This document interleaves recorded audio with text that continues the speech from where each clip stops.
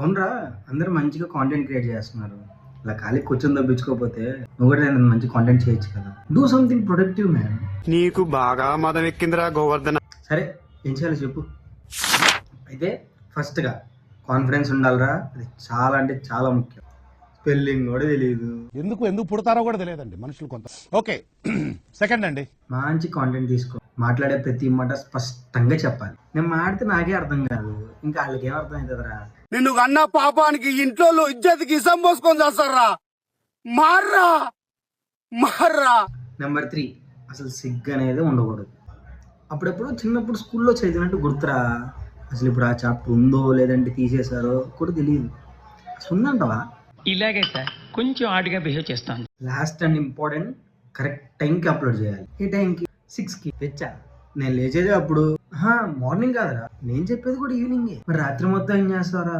దగ్గరికి రా, చెప్పు. It is confidential.